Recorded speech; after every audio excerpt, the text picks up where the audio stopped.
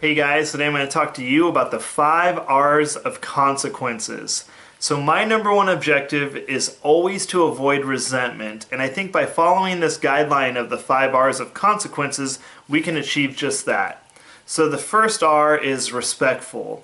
No matter what the situation is, we need to make sure that our tone, our demeanor, everything is coming off in a respectful manner. We need to remember that as parents, teachers, adults, we are modeling to children how they should behave. So if we're losing our cool and approaching situations aggressively, they are going to pick up those habits as well. So make sure that you're always being respectful.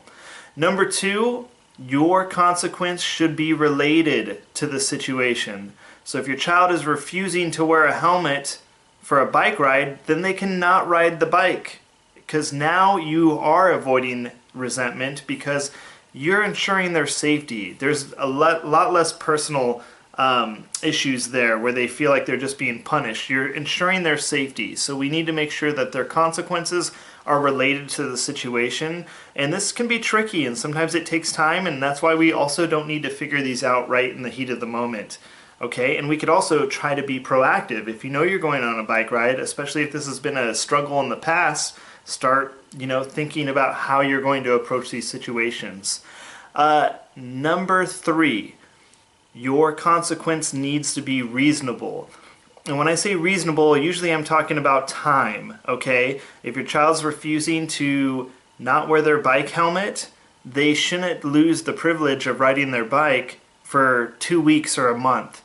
That's another way to build resentment if your consequence is not reasonable. Going back to related too, if your consequence isn't related, if your child's not wearing their bike helmet, so you're going to strip them of their video game privileges for a week, that's going to build resentment as well. So number 4, we need to make sure that we're revealing our consequence before it even happens. You hear me say this all the time. We need to be proactive, intentional. So if you know that you're going on a bike ride, we need to reveal what the consequence may be. If you're anticipating that your child might show some resistance in wearing their helmet, or if you're anticipating that they might not follow the safety procedures or route that you guys usually go on, make sure that you're revealing ahead of time, because this also gives the child a sense of power. They're in control of the situation, and they can choose to make a good choice or a poor choice. And if you have to issue a consequence based on their poor choice, now you're still avoiding resentment because they knew ahead of time before they made that choice, and they still chose to do it. So make sure that you reveal in advance.